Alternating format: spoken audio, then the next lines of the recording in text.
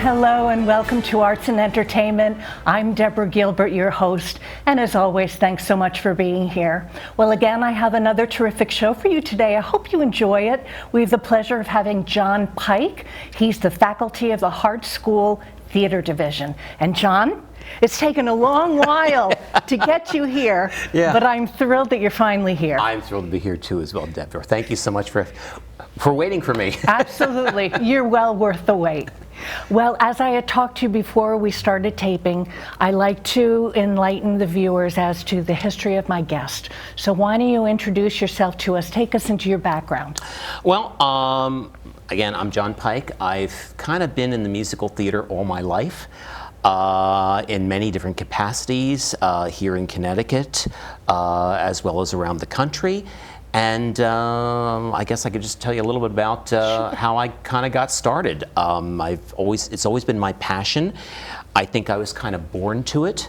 My parents were from working class area outside of Philadelphia, but my parents always loved the theater. Particularly my dad was always interested in musical theater and would talk about all the shows that he had seen, and when my mom and he were dating, they went on to see shows. And growing up, from the time I can remember, the music in our household was Guys and Dolls, and it was My Fair Lady, and it was West Side Story. And so at age 5, I could kind of sing all the songs from those shows by that time. And about that time, I started learning to play the piano as well. And so I don't want to say again, it sounds pretentious to say you were born to it, but in some ways, I kind of was. Mm-hmm. I never thought I'd make a career out of it. I always thought it would be an avocation rather than a vocation. But so from the time I was a kid, I heard all these kind of pieces. I was in community theater when I was young, and was in grade school, grammar school, middle school, high school, doing productions the entire time, basically as a performer and sometimes as a pianist. So that's how I kind of got on the road to being in the theater. I was also lucky enough, particularly in high school, because I continued to go to professional theater. The city of Philadelphia at that time was known as what was called a tryout town.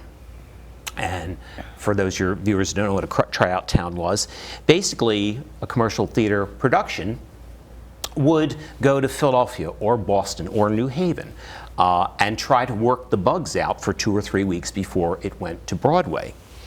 And this became an incredible learning experience for me because I was in one of these tryout towns, and so I could see the problems of a show that had to be worked upon if it was to continue on to Broadway. And one of my biggest learning experiences was going to see these shows not only once, but then I would, well, you can't do it any today, but you used to be able to sneak in what was called second acting. And so I would take a playbill rolled up, I'd seen it once, and I'd watch the second act, sometimes 2, 3, 4 times sneak in. Nobody was going to bother a kid coming in to see a serious play or a musical. And so I'd watch to see what changes had been made over a period of time. I think there was one show I saw like 10 times to see if I could figure out what should be done to improve that show. Whether a song should be cut, whether a dialogue should be restructured, whether an actor was not right for the show. And so it was a great learning experience. And then when I went to college, I started using those skills and as I became a theater major. And you were a theater major, you went to Yale. Well, initially, that was for my graduate work. I went to Wake Forest University in North Carolina. And at that time, there was no such thing as a performance major. I went to school in the mid-70s, mid to late 70s, and so you became a theater major. You learned a little bit about set design and costume design, as well as acting and directing and stage management. So you kind of became a jack of all trades, but a master of none. So, whereas today, where I teach at the Hart School, it's specifically a performance training school, at least we are. So there's those who train in musical theater, those who train in just acting, as well as we have a dance division and a classical and jazz music division. And so I went to school and wound up with all these minor skills, shall we say. I discovered very quickly on at Wake Forest that I was certainly no actor. I mean, I was okay, I guess, but certainly not competitive for the professional world. But I knew that I really wanted to continue in theater in some capacity. So when I graduated in, I believe, 1979, I went back to Philadelphia and tried to do some musical direction. I was a fair pianist, not a great pianist, but a fair enough pianist to do musical direction and some vocal coaching. And so I got a job at a bank for 2 or 3 years while I did this in the evening. But eventually, I realized if I wanted to do it professionally, I needed to kind of take a more direct track. And so that was the period at which I decided to apply to the Yale School of Drama. And fortunately, they decided to let me in. I got in as a theater administrator, not as an artist, although I still believe everybody in the theater in some capacity, all the way from producers down to technicians, they're all artists in some capacity. But I went there as a theater administrator and learned for 3 years the ins and outs of the professional theater. And down in New Haven, because of Yale, what is Yale? I mean, they have always brought the best of people in the industry there, and I got to learn from a lot of them. And you and I had talked. I had received an email from Mary Miko of the Goodspeed recommending you as a wonderful guest, and you had mentioned to me that you worked at the Goodspeed. Tell us about that. Well, that kind of came out of Yale. I have to kind of reconnect back to Yale to make that transition there. But it was interesting because when I went to Yale, Yale is not known for musical theater at all. And they're a classical training division as well as Yale Repertory Theater. They deal in plays, and this was a great opportunity for me to learn about the structure of plays as well as musicals, which all I had been steeped in at that point. So as I was finishing up, actually, let me tell you one quick little story about Yale, and then I'll move to Goodspeed. Sometimes it's interesting, your best learning opportunities are not in the classroom. One of my best learning opportunities at Yale was when I had I guess what do I call it, work study. And one of the work studies I was asked to do, because no one else wanted to do it, was drive people back and forth from New York. Well, because you had to come back at 2 in the morning, a lot of by yourself. But the opportunity to drive significant people, to have 2 hours in the car with them, is phenomenal. So I drove Lloyd Richards, who was the original director of Raising the Sun and the artistic director of the Eugene O'Neill Theater Center, to look at the final preview of the Broadway play Fences, when it was first back in 1987, when I was a student. And I thought, what better opportunity to speak with someone like that who knows how the business works. Little did I know, when I drove Lloyd to there after a wonderful, wonderful conversation, we get to the theater, which at that time was the 46th Street Theater, where Hamilton has been playing for 5 years on Broadway. We get there, we go in the theater, there's nobody there. This is a final run through. We thought maybe there'd be 20, 30 people, maybe an invited audience. Well, it was just myself and Lloyd Richards there watching James Earl Jones give a performance of Fences. So it's like, you can't learn more than that, than watch how a director works one-on-one with a significant actor. I also had the opportunity to drive Frank Rich, who was the chief critic of the New York Times. That's right. From New York to New Haven. No one else wanted to do it, but I said, this is a golden opportunity to find out someone who was at least or at least at that time, the Times was the cultural touchstone for theater in this country. Why not talk to the person who has his hand on the wheel at that point? So anyway, it was that through that, I got an internship from Yale with Goodspeed Musicals. Okay, hold that thought. Sure. I'm Deborah Gilbert. You're tuned into Arts and Entertainment. We're going to take a break, and we'll be right back.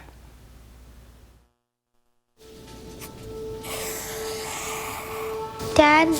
Just 1 minute, okay? Hey, Bobo, do trees tell each other stories? I'm sorry. I'm afraid I don't know that. Hey, why don't we go find out?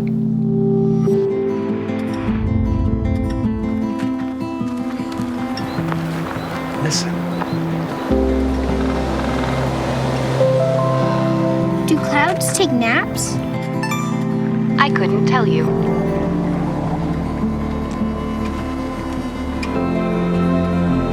Can birds draw pictures? I don't have an answer for that. Dad, do stars visit their friends? Look!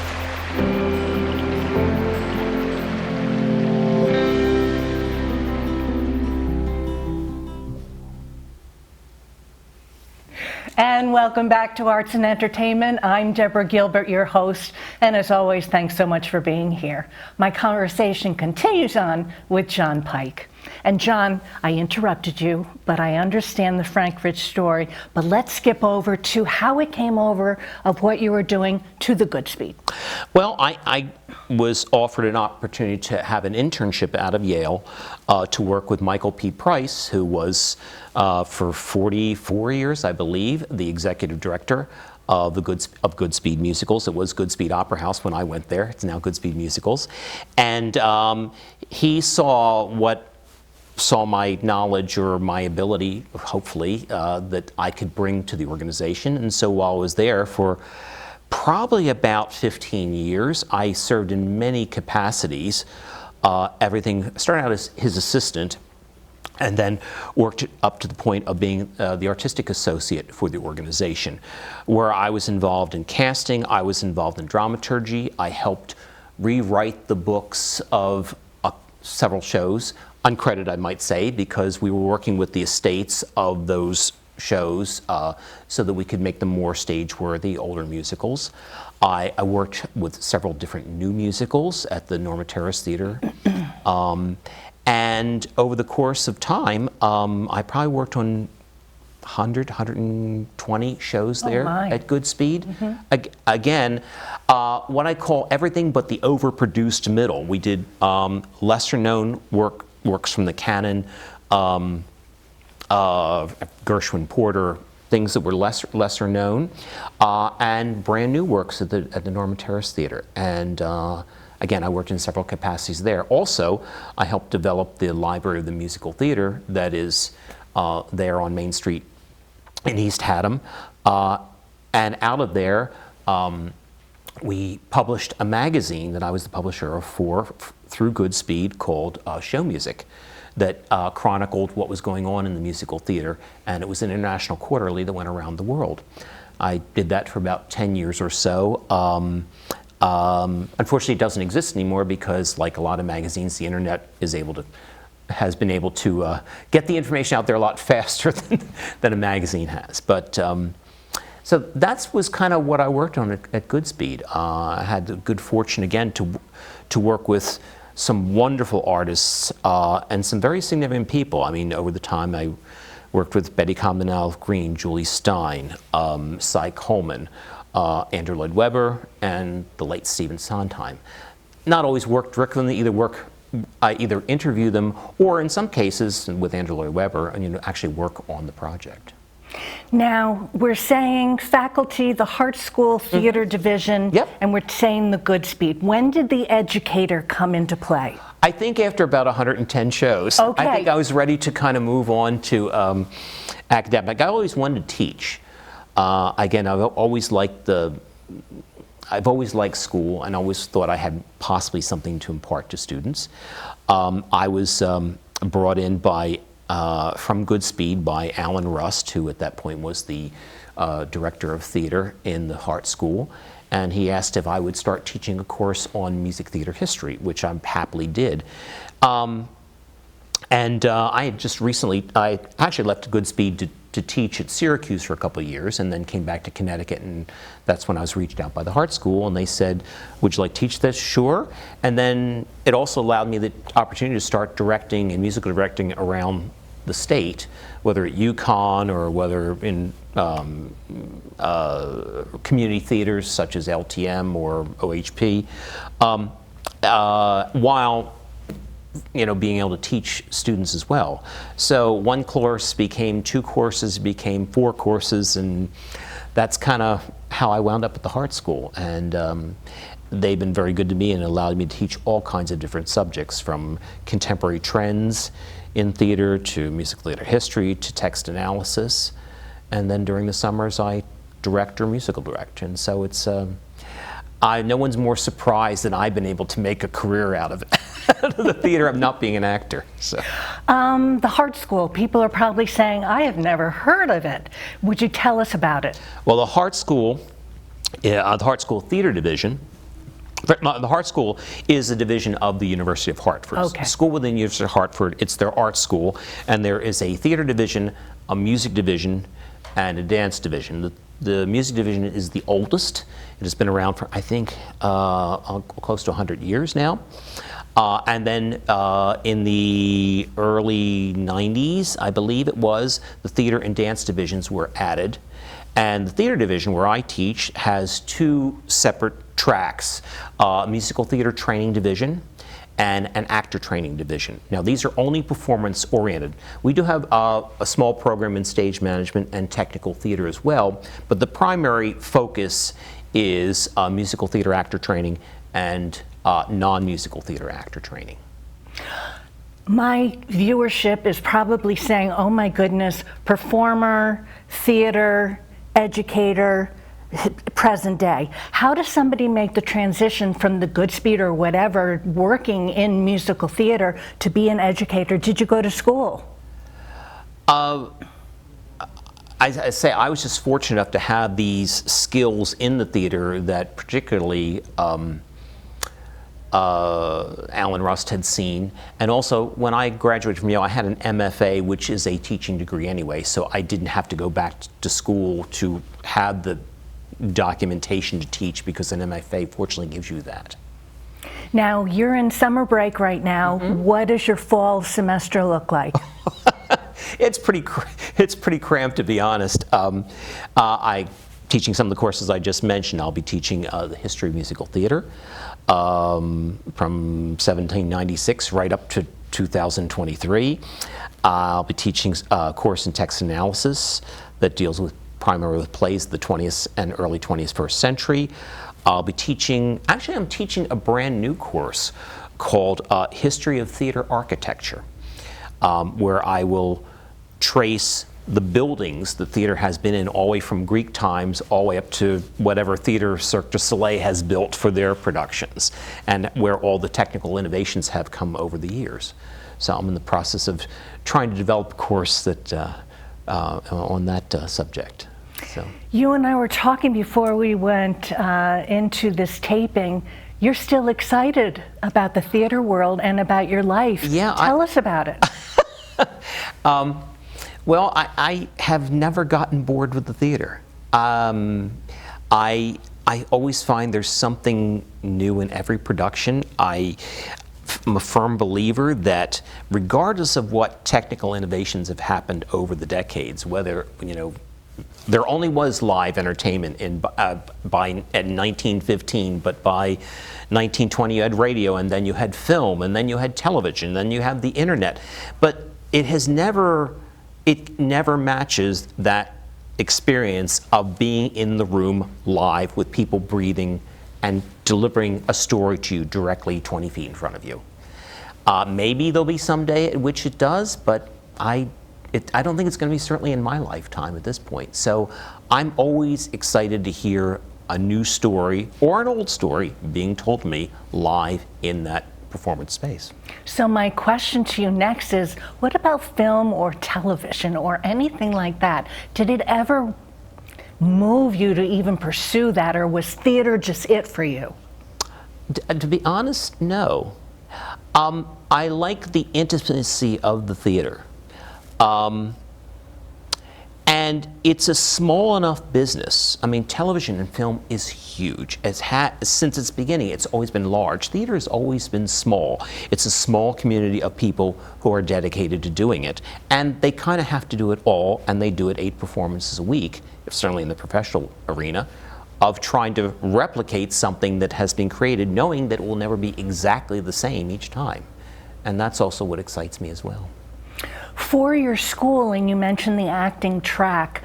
For my actors that are out there, do they need to perform to be able to be admitted to the school? Yes, we have auditions that are, we have, I think, early auditions in the fall. Then we have several sets of auditions at the school in New York and around the country, I believe in late January, early February.